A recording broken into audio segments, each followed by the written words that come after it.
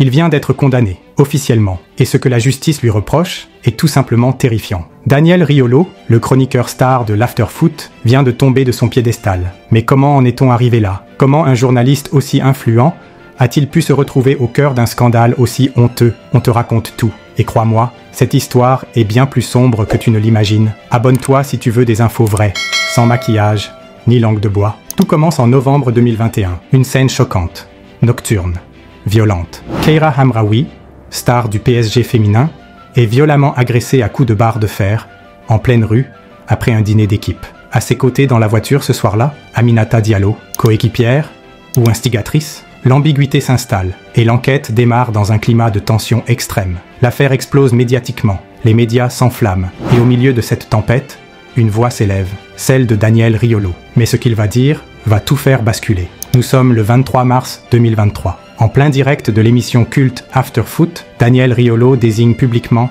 Aminata Diallo comme étant responsable de l'agression, sans conditionnel, sans prudence, comme s'il détenait la vérité absolue. Il l'accuse, ouvertement, alors que l'enquête judiciaire est encore en cours. Aucun jugement, aucune preuve définitive. Et pourtant, il l'a dit, fort, clair, devant des centaines de milliers d'auditeurs. Et ce n'était pas un simple avis, c'était une bombe à fragmentation médiatique. Ce soir-là, tout change pour Aminata Diallo. En quelques heures, une vague de haine s'abat sur elle. Insultes, menaces, harcèlement. La puissance de la radio, combinée à la réputation de Riolo, transforme cette prise de parole en un véritable cauchemar numérique. Lors de l'audience, Aminata craque. Elle raconte le calvaire, la violence, l'impact sur sa vie personnelle et professionnelle, et surtout, le sentiment d'avoir été crucifiée médiatiquement sans preuve. Ce n'était plus du journalisme, c'était un lynchage. Le 12 juin 2025, le tribunal tranche. Daniel Riolo est reconnu coupable de diffamation. Un jugement historique. Un éditorialiste condamné pour avoir dépassé les limites, pour avoir oublié un principe fondamental,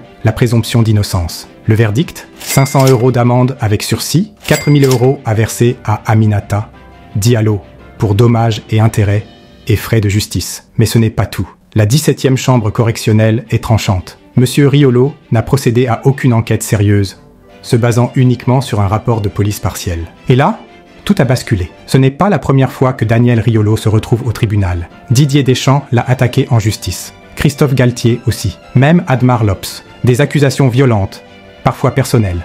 Manipulateur, menteur, malhonnête. Les mots sont durs. Et pour Deschamps, son avocate parle même d'un acharnement permanent. Alors la question est simple. Daniel Riolo est-il encore journaliste ou justicier autoproclamé? Ce qu'il a dit sur Benzema pendant la Coupe du Monde 2022 a choqué tout le pays. Aujourd'hui, c'est toute la crédibilité de l'Afterfoot qui est fragilisée. Comment faire confiance à un homme condamné pour diffamation? Comment croire en sa neutralité, en son analyse? Riolo fait appel. Il se défend. Il affirme n'avoir fait que commenter un rapport. Mais la justice, elle, n'a pas hésité. Cette condamnation restera dans l'histoire du journalisme sportif français. Un rappel brutal qu'aucune notoriété ne donne le droit de salir des réputations. Mais cette affaire est-elle vraiment terminée? Aminata Diallo, elle, est toujours dans l'ombre du doute. Même si elle clame son innocence, même si elle n'a jamais été condamnée, son image reste entachée. Et Daniel Riolo? Il continue à parler, mais désormais avec une tâche judiciaire indélébile sur sa carrière. Et toi? Tu en penses quoi? Est-ce que Daniel Riolo est allé trop loin? Est-ce qu'un journaliste doit être condamné pour ses mots? Dis-le en commentaire. On veut ton avis. Et si tu veux des vidéos vraies, sans maquillage, abonne-toi maintenant.